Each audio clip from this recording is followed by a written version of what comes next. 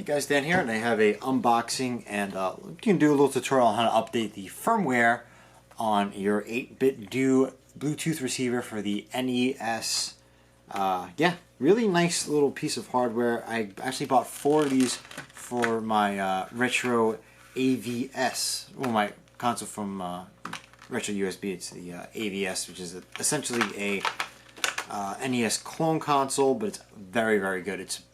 Calling it a clone console is kind of a bash on the name. So yeah, just simple, no hassle packaging. Just flips open.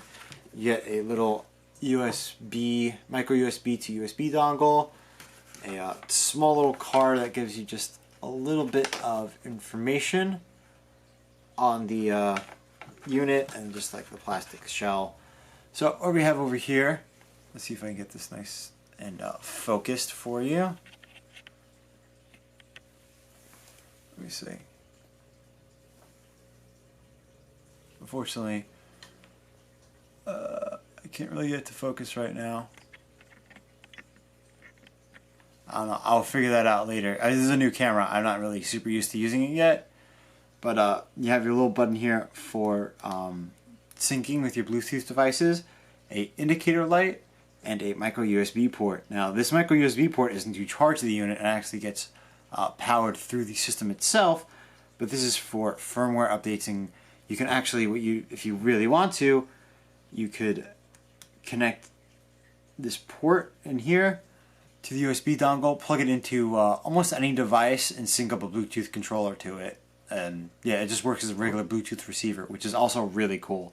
So yeah, and I'm just going to show you guys just a little tutorial on how to do the firmware update.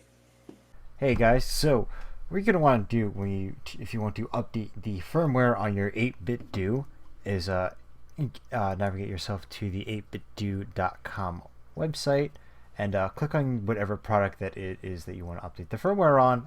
In this case, it's the NES version. So we're going to click on that and go to support, then downloads. And it's going to ask you what you want to download. You want to download the most current version, and they have all their historical versions also still there if you want to change your firmwares. The reason why you might want to do this is because they've changed some of the controller layouts, so this way you get the choice of it. Hopefully in the future they offer a feature to make your own layouts, but as of right now they preset the layouts for the controllers. So you're going to download that, and you're going to get a zip file.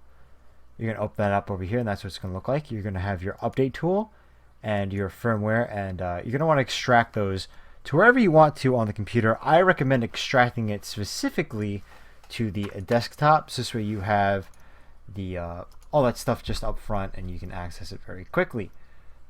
I'm not going to do that because I've already done that. So I'm going to go to desktop, open up the folder, pick whatever operating system you have. Obviously I have Windows. Double click that, and then you're going to open up the update tool, which is going to prompt you for administrative rights, and it's going to show you just a little tutorial on what you're going to want to do. So you hold down the pair button and connect it via, hold the pair button on your controller and connect it via, plug it in to the USB port on your computer. What you do is get your little port over here and connect the provided wire or any micro USB wire you do have. Please note that there is a little gap. The micro USB does not go in all the way. Do not force it in any further than the regular force will allow you, because you will break this port. Okay? You're going to want to hold down that red button and then plug right into your USB port. And you will be getting this green light to show. Once you do that, obviously it pops up whatever version firmware you have, and you just hit the update button.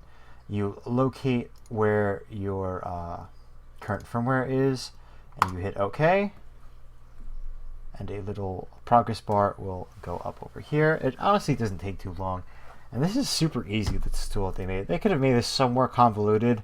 I think the only way that it could have been easier is if your PC detected it as just like a regular USB device, and you drag and drop your firmwares.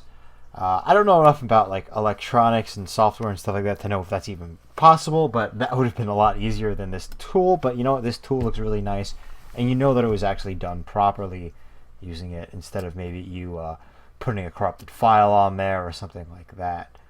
So, yep, update's done. And then all you have to do is unplug your little thing. Great.